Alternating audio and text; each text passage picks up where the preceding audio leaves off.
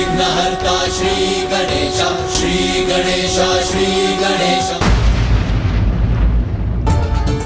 अब एक और जहाँ सभी देवताओं को माता पार्वती और महादेव के पुनर्मिलन की प्रतीक्षा थी, वहीं दूसरी ओर अट्टासुर, जिसे माता आदिशक्ति के जन्म के बारे में ज्ञात हो चुका था, वो अब उसकी सूचना किसी भी प्रकार से तारकासुर तक पहुंचाना चाहता था।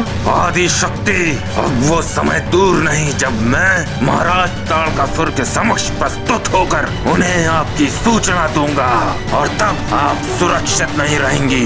आपका अंत समय अब निकट है, क्योंकि मेरे स्वामी आपको कदापि जीवित नहीं रहने देंगे।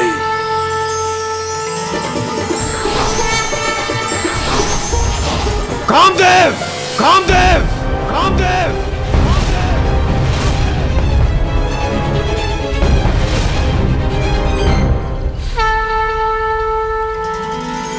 प्रणाम देवराज इंद्र। देवराज, क्या हुआ? आप इतने क्रोधित और चिंतित क्यों प्रतीत हो रहे हैं? देवता संकट में है और ऐसे समय में भी आप दोनों को नृत्य सूझ रहा है। अद्भुत! क्या आपको तनिक भी चिंता है देवताओं की? देवराज, ऐसा नहीं है कि हमें देवताओं की चिंता नहीं है, किंतु हम दोनों का अस्तित्व ना सिर्फ देवताओं के लिए है, अपितु संसार के संपूर्ण प्राणियों के लिए भी है। हमारे नृत्य संगीत से ही संसार भर में कामनाओं का विस्तार होता है और संसार के समस्त प्राणी अपने काम के वशीभूत होकर अपनी प्रजनन क्रिया को संपन्न करते हैं और इसी प्रकार संसार का चक्र आगे बढ़ता है। देवराज, आप इतने चिंतित, निरुत्साहित क्यों लग रहे हैं? क्या बात है?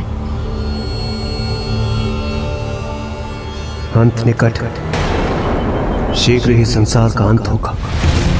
फिर तो न संसार होगा, न जीव होंगे और न ही देवता। देवराज, ये आप क्या कह रहे हैं? संसार नष्ट होने वाला है? मैं कुछ समझा नहीं।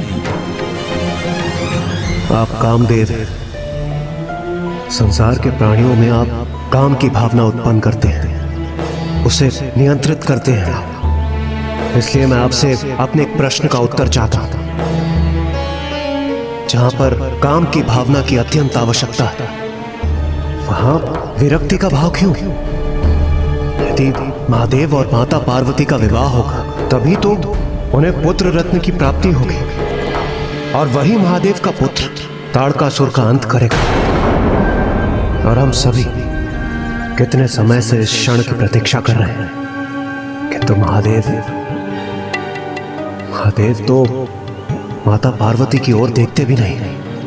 वो तो सांसारिक भावनाओं का तज कर अत्यंत गहन ध्यान में विलीन है।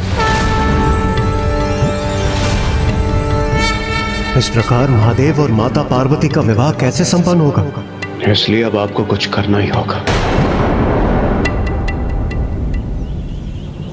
कामदेव, आप ही बताइए, मेरे मुख से ये चिंता सुनकर क्या आपको अभी भी विश्वास है कि आप अपना कर्तव्य पूर्ण रूप से निभा रहे हैं? कामदेव, आपको महादेव के भीतर काम और आकर्षण जागृत करना ही होगा। काम और आकर्षण जागृत करना ही होगा। काम और आकर्षण जागृत करना ही होगा।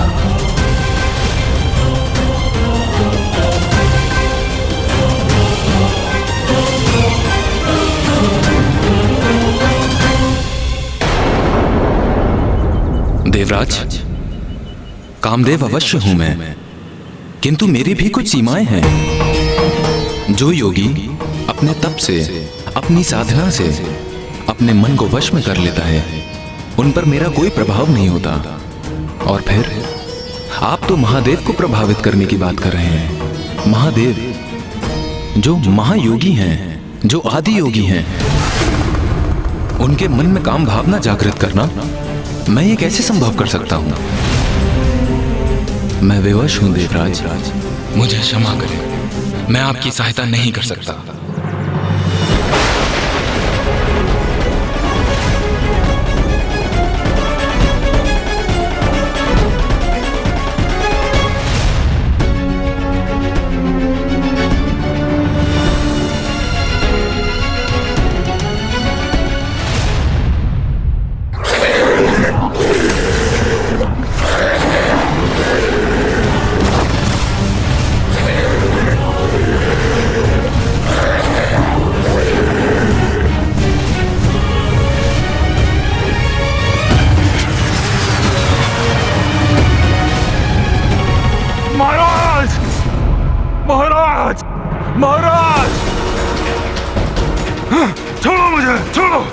कौन है ये भिक्षुक? अति शीघ्र बाहर निकालो इसे। महाराज मेरी बात सुनिए, महाराज मेरी बात सुनिए। महाराज भिक्षुक नहीं, अट्टासुर हूं मैं। अट्टासुर महाराज, अट्टासुर महाराज। अट्टासुर? अट्टासुर! अट्टासुर!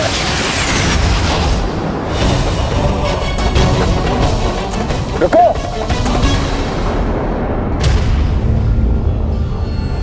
अट्टासुर, ये कैसे संभव है? तुम्हारा तो अंत हो गया था।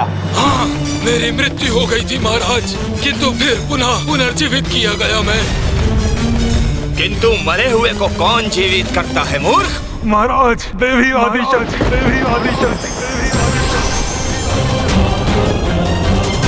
हाँ महाराज, और देवी आदि शक्ति का जन्म हो चुका है, वो भी एक मानव रूप में। अब तो वो 16 वर्ष की आयु भी प्राप्त कर चुकी है। आप सावधान हो जाइए महाराज, शीघ्र उन देवी का कुछ उपाय।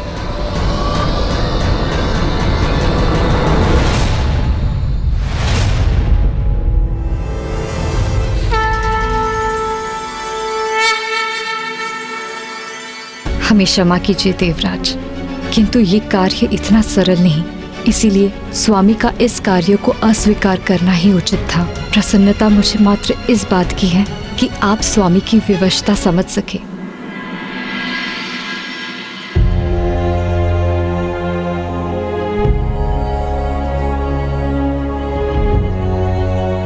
दाता की परीक्षा दुर्भिक्ष में, और एक शूरवीर की परीक्षा रणभूमि में, एक मित्र की परीक्षा आपत्ति के समय में, और एक स्त्री की परीक्षा उसके पति के असमर्थ होने में ही होती है।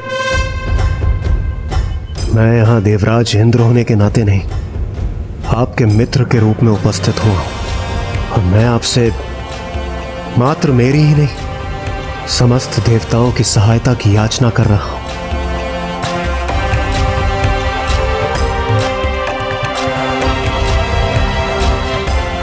आज आपकी मित्रता की परीक्षा है कामदेव।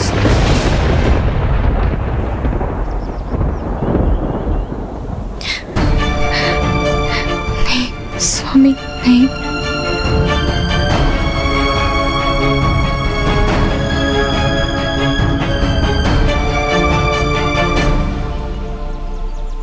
मित्र इंद्रदेव, यदि मैं समर्थ होता तो मैं आपकी सहायता अवश्य करता। यदि आप मुझे ये आकर के कहते कि कोई तप करके आपका सिंहासन पाना चाहता है, तो मैं अपनी समस्त शक्तियां झोंक कर उसकी तपस्या भंग करने का प्रयास करता और आपके सिंहासन की रक्षा करने में आपका सहायक बनता। किंतु आप तो मुझसे अनुरोध कर रहे हैं कि मैं महादेव की समाधि भंग करने का प्रयास करूं, जो कि असंभव है। यह तो स्वयं जलती हुई अग्नि में हाथ डालने के समान है।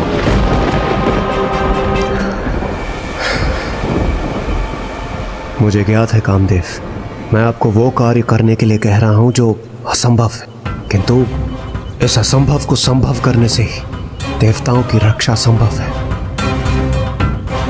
क्योंकि ताड़कासुर का अंत महादेव और माता पार्वती का वो पुत्र करेगा जिसका जन्म महादेव के भीतर माता पार्वती के प्रति उत्पन्न होने वाले काम भाव से होगा। और ये कार्य आपकी सहायता के बिना सर्वथा असंभव है। धृष्टता क्षमा कीजिए देवराज, परंतु आप ये समझने में असमर्थ क्यों हैं कि महादेव महायोगी हैं, माता पार्वती उनके निकट है, फिर भी उन्हें उनकी उपस्थिति का आभास भी नहीं हो रहा, अर्थात उन्हें अपने भावनाओं पर पूर्ण नियंत्रण है। ऐसी अवस्था में स्वामी का सर्वाधिक शक्तिशाली बाण भी महादेव को प्रभावित नहीं कर सकेगा। आप मित्रता और धन परायणता की गुहार लगा रहे हैं, परंतु महादेव पर बाण तो मेरे पति को साधना है। यदि महादेव पर उस बाण का कोई प्रभाव नहीं हुआ तो, और महादेव का क्रोध जागृत हो गया तो महादेव की क्रोधाग्नि से मेरे स्वामी की रक्षा कौन करेगा? देवी रति, आप व्यर्थ में ही चिंता कर रही हैं। मैं स्वयं महादेवताओं के साथ उपस्थित रहूंगा।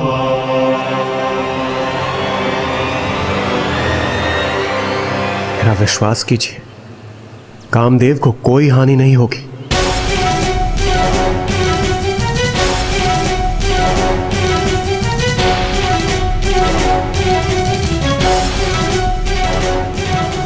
नहीं, मैं निश्चिंत होने में असमर्थ हूं।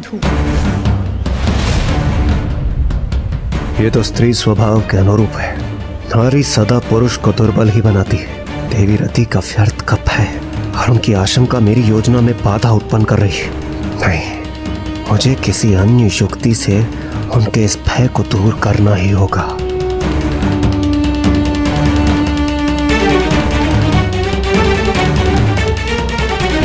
देवी रति, आप नारायण की पुत्री हैं। आपको कदापि चिंता नहीं करनी चाहिए। और वैसे भी आपको चिंता, आशंका, ऐसे भाव कदापि शोभा नहीं देते।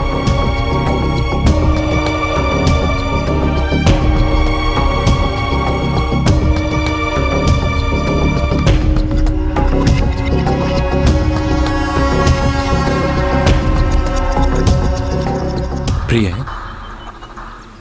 रति, देवताओं को हमारी आवश्यकता है और देवराज इंद्र उचित ही तो कह रहे हैं कि तुम तो स्वयं नारायण की पुत्री हो। तुम्हें तो साहस का परिचय देना चाहिए, निश्चिंत रहना चाहिए तुम्हें। मैं निर्णय ले चुका हूं। नहीं स्वामी, ये आप क्या कह रहे हैं? आप कठिनाई में पड़ जाएंगे। मेरा जाना अनिवार्य है।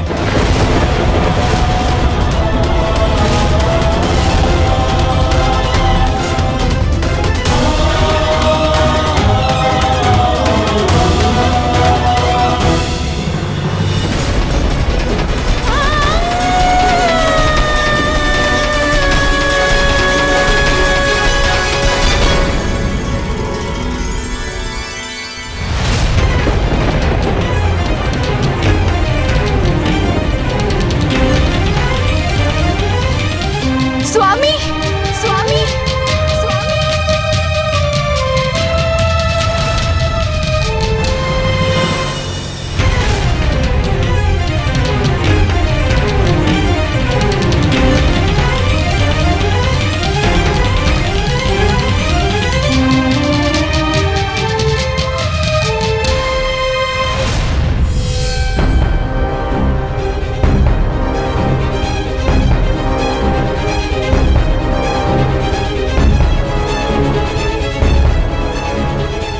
स्वामी, आपने मेरा श्रृंगार पूर्ण रूप से संपन्न नहीं किया।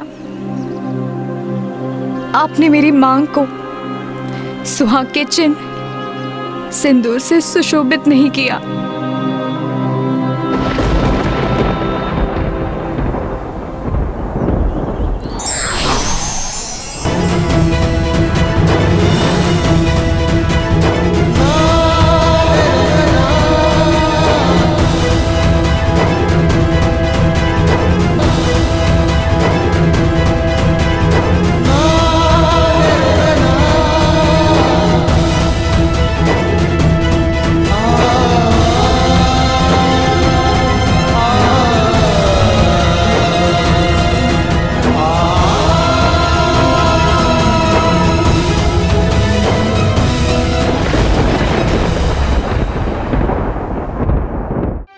एक ओर देवराज ने कामदेव को मना लिया था, किंतु दूसरी ओर वो अट्टासुर तारकासुर का विश्वास अभी तक प्राप्त नहीं कर सका था।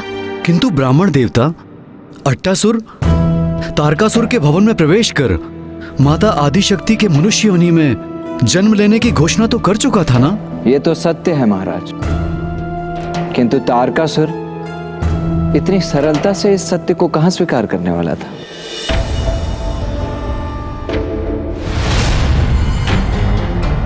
ये अवश्य कोई विक्षिप्त बुद्धि है महाराज। कुछ दिवसों से आप पर घात लगाए हुए बैठा था। अच्छा, मृत्यु हो गई क्या तेरी?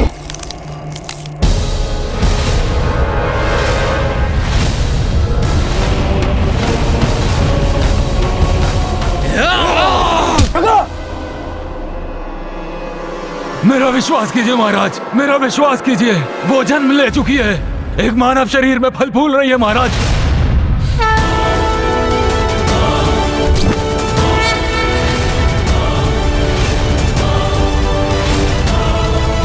मैंने कहा था ना महाराज, ये कोई विक्षिप्त बुद्धि है, कुछ भी अनर्गल बड़बड़ाता रहता है। महाराज, मैं आपका निष्ठावान सेवक हूँ महाराज, मैं सत्य कह रहा हूँ महाराज, वो वहाँ है महाराज। मुझे एक अवसर दीजिए महाराज, कृपया करके मुझे एक अवसर दीजिए महाराज। मैं स्वयं आपको ले चलूंगा कुलदेवी आदिशक्ति तक, मेरा विश्वास कीजिए महाराज।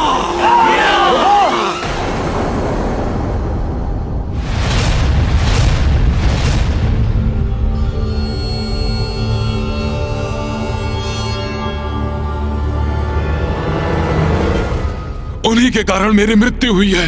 16 वर्षों तक मैं मृत्यु पड़ा रहा, उन्हीं के कारण जीवन प्राप्त हुआ है।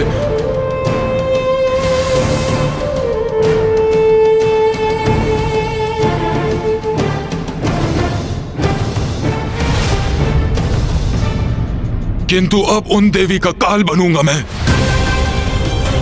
मुझे एक अवसर दीजिए, मुझे एक अवसर दीजिए, मुझे एक अवसर दीजिए।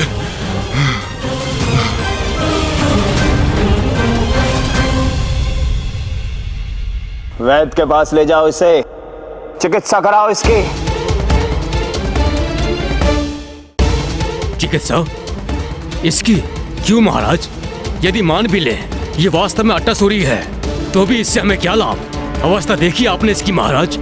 रात्रिसुर, शैलपुत्री का वध करने के निरंतर प्रयास किए हैं मैंने। स्वयं मैंने उसका अंत करने का प्रयास किया, किंतु मैं उसका राजभवन भी नहीं ढूंढ पाया। कहां गया ये राजभवन?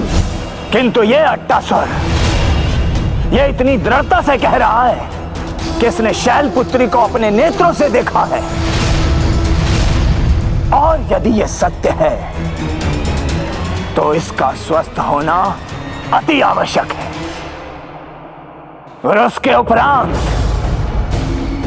मैं करूंगा उसका अंत। मैं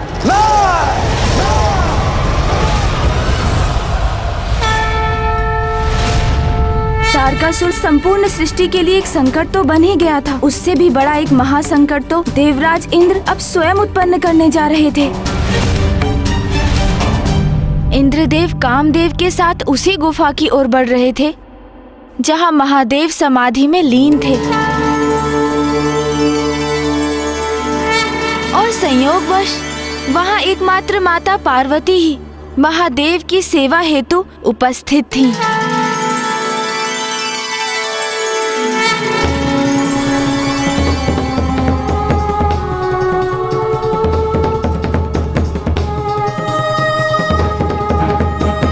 कामदेव, ये वही गुफा है जहां महादेव स्थित है, और इस समय माता पार्वती भी वहीं पर है।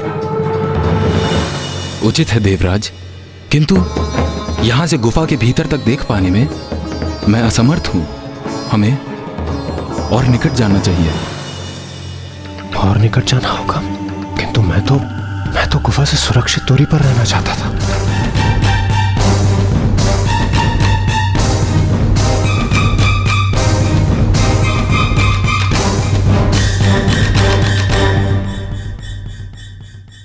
क्या हुआ देवराज? हाँ, कुछ नहीं कामदेव। कामदेव, आप तो अपने बाणों से लक्ष्य साधने में निपुण हैं। आप बेकार में चिंता कर रहे हैं, आप यहीं से अपने बाण चलाइए ना। देवराज, मैं कोई धनुर्धारी योद्धा नहीं हूं। मैं अपने बाणों का लक्ष्य साधकर प्रेम और अनुराग जागृत करता हूं। इसलिए अनिवार्य यह है कि मेरे बाण जिस पर लक्षित हों उस पर मेरी दृष्टि अवश्य होनी चाहिए। महादेव पर दृष्टि साधे बिना मैं अपना बाण नहीं चला सकता। चलिए, आइए देवराज। आप उचित कह रहे हैं, किंतु मेरा वहां जाने का क्या औचित्य है? इसलिए आप ही जाइए, मैं यहाँ स्थित रहकर सचेत रहूंगा और इस स्थान की रक्षा करूंगा मैं। मुझे महादेव के समक्ष भेजकर कदाचित देवराज स्वयं सुरक्षित रहना चाहते हैं।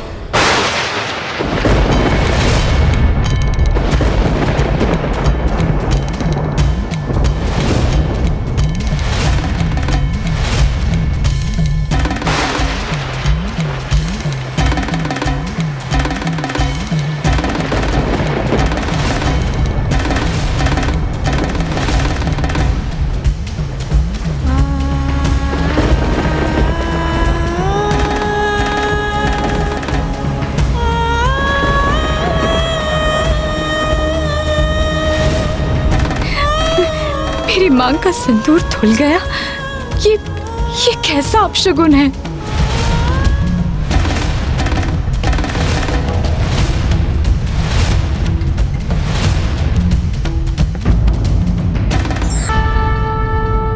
इंद्रदेव कामदेव के साथ उसी गुफा की ओर बढ़ रहे थे जहां महादेव समाधि में लीन थे, और संयोगवश वहां एकमात्र माता पार्वती ही महादेव की सेवा हेतु उपस्थित थी।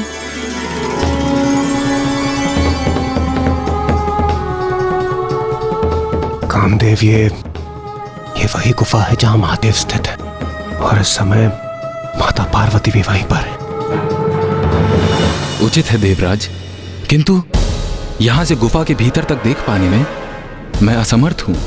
हमें और निकट जाना चाहिए। और निकट जाना होगा, किंतु मैं तो गुफा से सुरक्षित दूरी पर रहना चाहता था।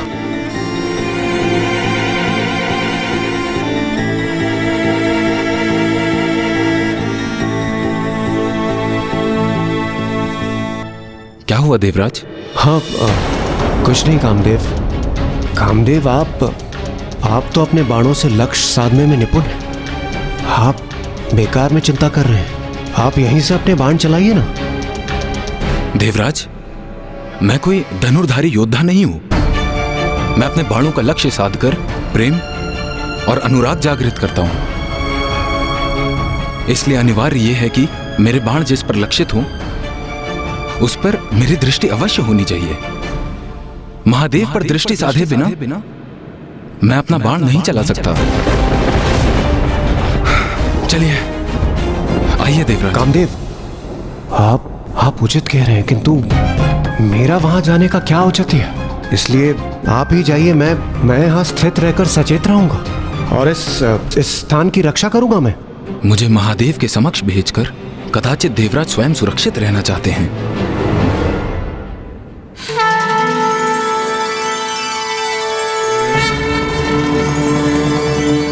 प्रभु ने आज भी फलाहार नहीं किया।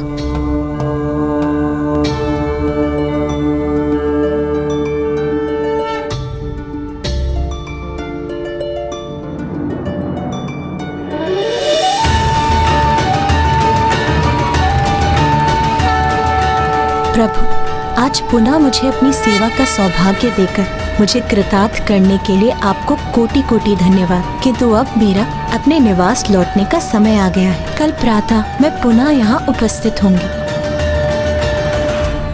ये मत भूलिए देवराज कि आपके अनुरोध पर मैं यहाँ देवताओं की समस्या का समाधान ही करने आया हूँ। इसलिए आप इस कार्य में मेरे साथ भागीदार हैं, तो फिर मैं वहाँ अकेला क्यों जाऊँ? यदि आप कुछ और कर नहीं सकते तो मेरे साथ वहाँ चल तो सकते हैं ना? उचित है फिर चलिए। और विलंब क्यों, बढ़िए आगे।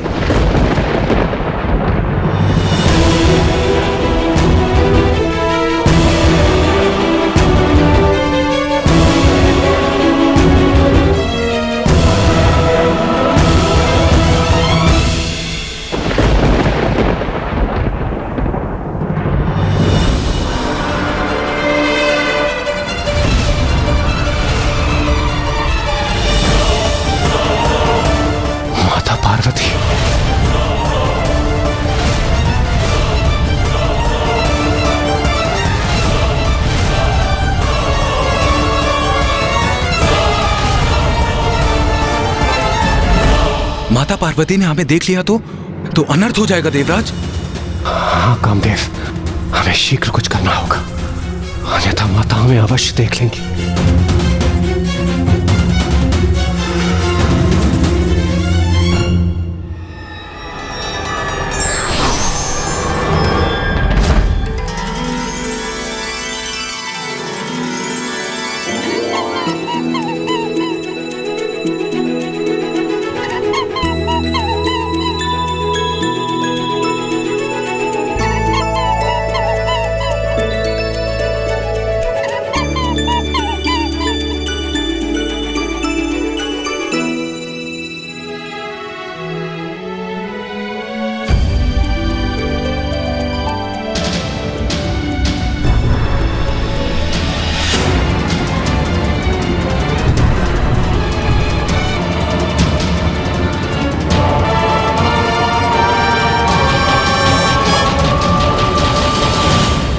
किसी प्रकार हमारी रक्षा हो ही गई। तनिक अवकाश ही शेष था, अन्यथा माता की दृष्टि हम पर अवश्य पड़ जाती।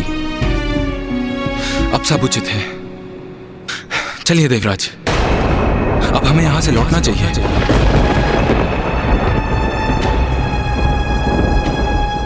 लौटना चाहिए? किंतु क्यों?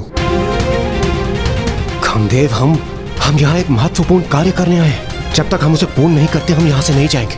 नहीं देवराज, अब उसका कोई लाभ नहीं। मैं महादेव पर तभी बाण साध सकता हूं जब माता पार्वती उनके समक्ष हों, जिससे मेरा बाण जब महादेव को स्पर्श करे और वे अपने नेत्र खोलें तो माता को अपने समक्ष देख उनके प्रति प्रेम और स्नेह का भाव जागृत हो सके। ओह, तो अब मैं समझा, ये आपकी रणनीति थी। इसलिए तो आप इतना तर्क वितर्क कर रहे थे। आप यही चाहते थे ना कि समय व्यर्थ हो जाए और माता गुफा के बाहर आ जाए और आपको अपना कार्य भी ना करना पड़े। क्यों कामदेव?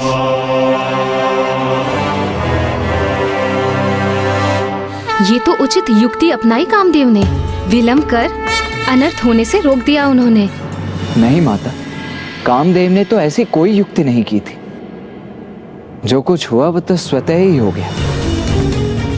ऐसी कोई योजना नहीं बनाई थी उन्होंने। ये तो नियति ही थी कि माता उसी समय गुफा से बाहर आ गई। किंतु जो होने वाला होता है वो होकर ही रहता है। नियति को तो कोई भी टाल नहीं सकता।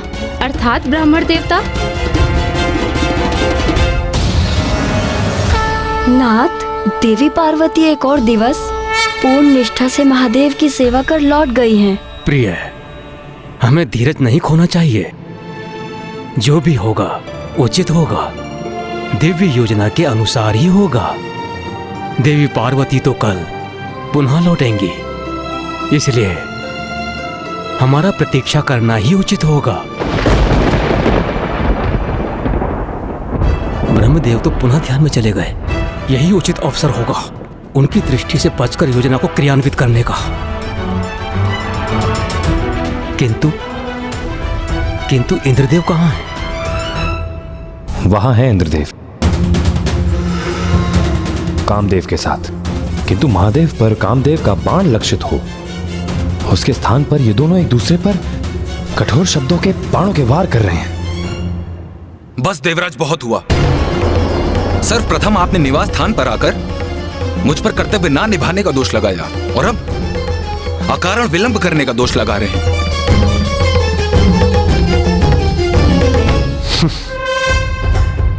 ये दोहरा मापदंड आप अपने पास ही रखिए कामदेव। वैसे आप उस समय भी मेरी योजना को लेकर उत्साहित नहीं थे, और अब भी आप ही के कारण हमने एक उत्तम अवसर गंवा दिया।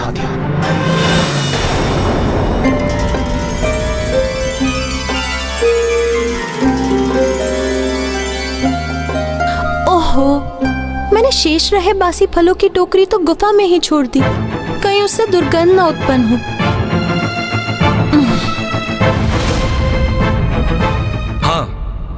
मैं मानता हूं, मैंने ना अवश्य कहा था, किंतु उसके उपरांत मैंने आपकी योजना को स्वीकार भी तो किया और अब मैं आपके सामने यहां उपस्थित भी हूं। किंतु मैं आपके दोषारोपण को और नहीं सहूंगा।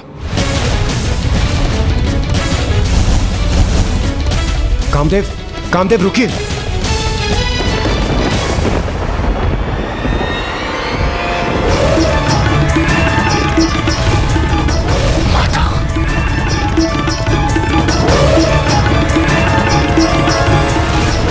माता तो इसी ओर आ रही है।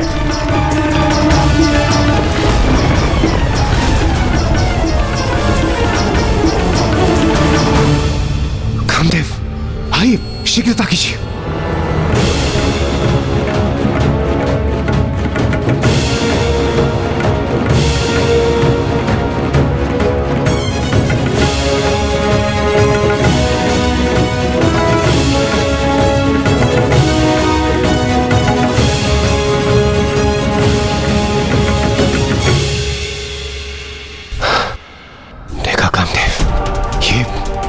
नहीं तो और क्या है। माता चली गई थी और हमें प्रतीत हो रहा था कि हमने अवसर गवा दिया, किंतु माता पुनः लौट आई है। कामदेव, आप व्यर्थ में ही भयभीत हो रहे हैं। देखिए, ये स्पष्ट है, जो मेरी योजना है वही नियति की भी योजना है, इसलिए आप आश्वस्त रहिए। हम जो कुछ भी कर रहे हैं सर्वथा वही उचित है। देखिए, माता भी गुफा में है, आप जाइए। देखिए, हमें नियति ने एक और अतिरिक्त अवसर दिया है, इसे गंवाना उचित नहीं होगा कामदेव।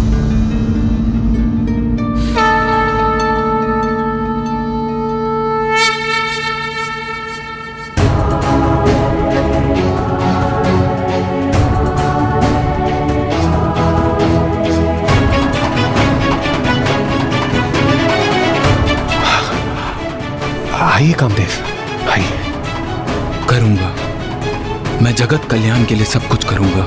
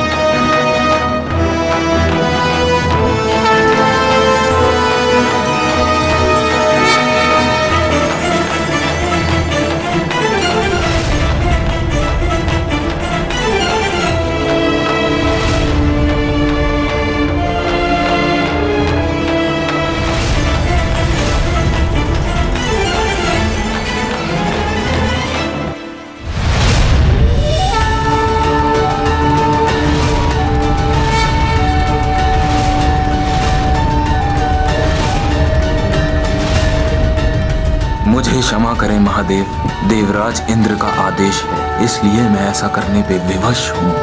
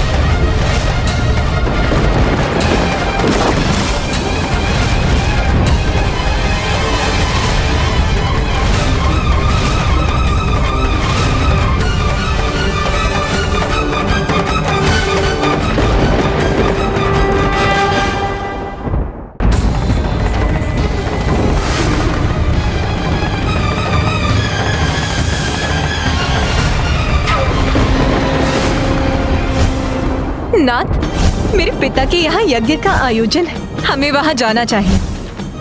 नहीं सती, बिना निमंत्रण कहीं भी जाना अहित को आमंत्रण देना है। जिसे सदैव भूत प्रेत पिशाचों से घिरे रहना प्रिय हो, वो मंगलकारी कैसे हो सकता है? अरे वो तो अमंगलकारी है। अरे उसे इस महायज्ञ में तो क्या, मैं किसी यज्ञ में आमंत्रित नहीं करूंगा। हे योगाग्नि, प्रकट हुई और अपने में समा के भस्म कर दीजिए मुझे।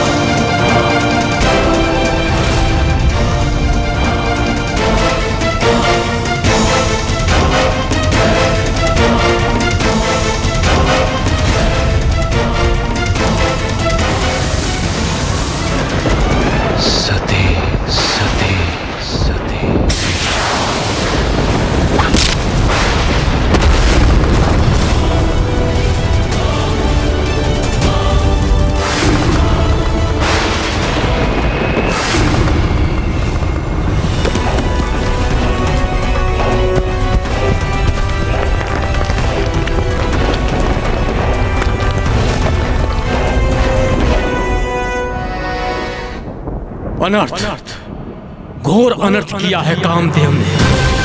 हमें अभी वहां जाना होगा।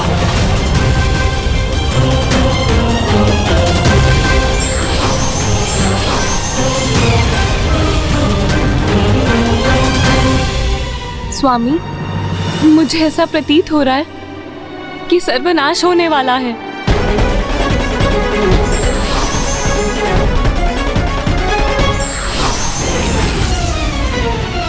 देवगण, इंद्रदेव, ये क्या अनर्थ कर दिया आपने?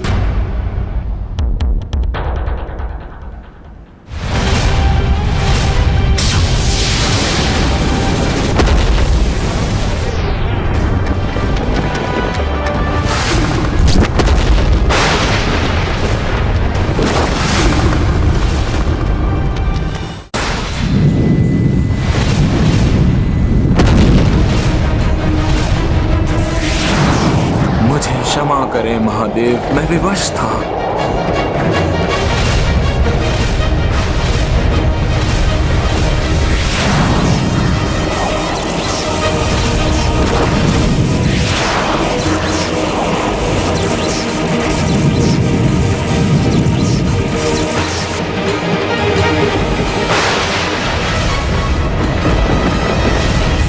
मेरा जाना अनिवार्य है।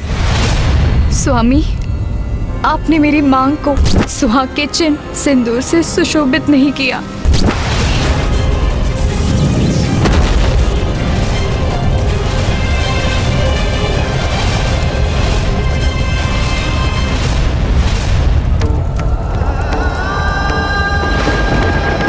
महादेव की क्रोधाग्नि ने कामदेव को भस्म कर दिया।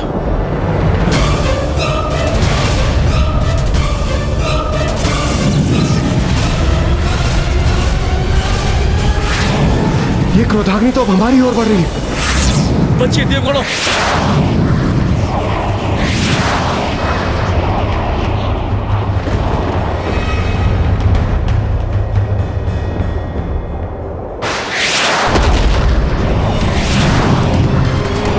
बहुत बड़ा अनर्थ कर दिया इंद्रदेव आपने। समाधि में स्थित महादेव पर काम इच्छा जागृत करने वाले कामदेव के बाण ने काम भावना के स्थान पर महादेव के भयंकर क्रोध को जागृत कर दिया है। और महादेव के तीसरे नेत्र से उत्पन्न हुई ये अग्नि पूरे संसार को भस्म कर देगी। सर्वनाश हो जाएगा, सर्वनाश।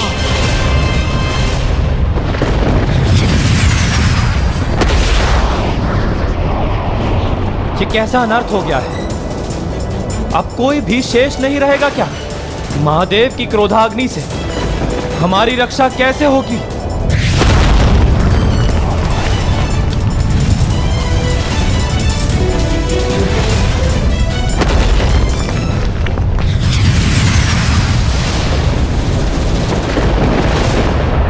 संपूर्ण ब्रह्मांड महादेव की क्रोधाग्नि से प्रभावित है।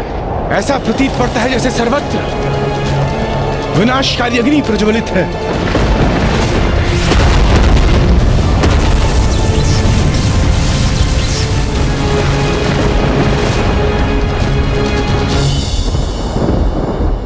मुझसे बहुत बड़ी भूल हो गई। नारायण, कृपा कर कुछ कीजिए, अन्यथा इस सृष्टि का विनाश हो जाएगा, कुछ भी नहीं बचेगा।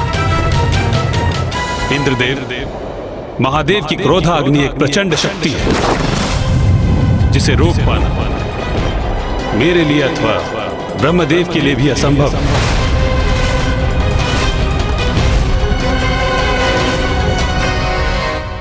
स्वयं ब्रह्मदेव और नारायण महादेव की क्रोधाग्नि को रोकने में अक्षम थे।